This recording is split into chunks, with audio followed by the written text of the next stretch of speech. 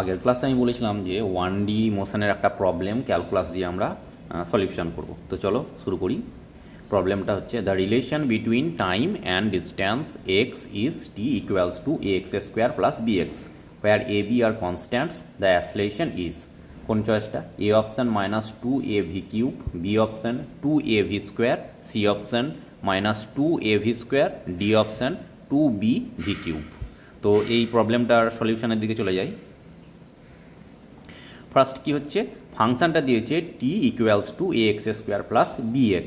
এখানে x কিন্তু টি এর ফাংশন, তো আমি প্রথমে কি করছি, দুই দিককে ডেরিভেটিভ করে নিচ্ছি। DDT of T equals two DDT ax square plus DDT of bx।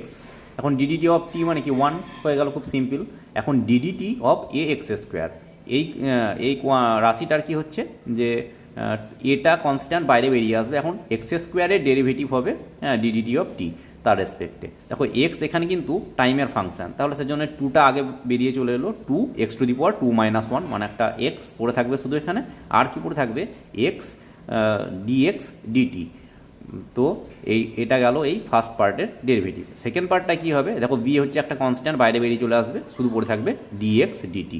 এখন আমরা জানি কি ডিএক্স ডিটি মানে ভি, দেখো এই ভিটা এখানে কিন্তু বসিয়ে দেবো পরের লাইনে। 1 equals to 2ax dx DT এর জায়গায় ভি বসিয়ে দিলাম, আর বি আর ডিএক্স ডিটি এর জায়গায় ভি বসিয়ে দিলাম।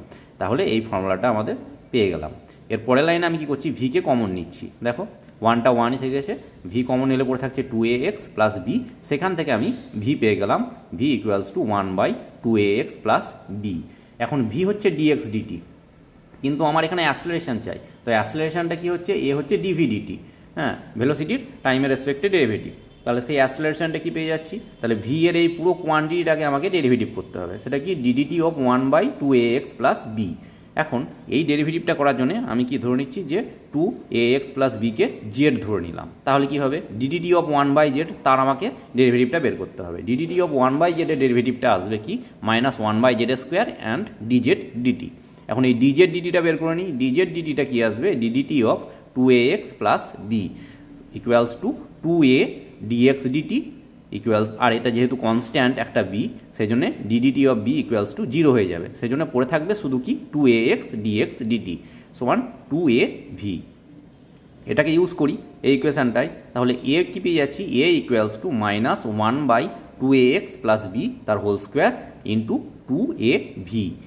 এবার কি 2ax প্লাস বি, এটাকে কিন্তু আমরা কি ধরে নিয়েছিলাম, এটা আগের স্লাইডটায় কি পেয়েছি, V equals to 1/2ax plus B.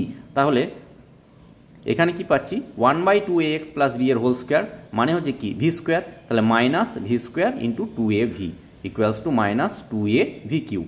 তাহলে কোন অ্যান্সারটা আমাদের হচ্ছে, এ অপশান -2av কিউব।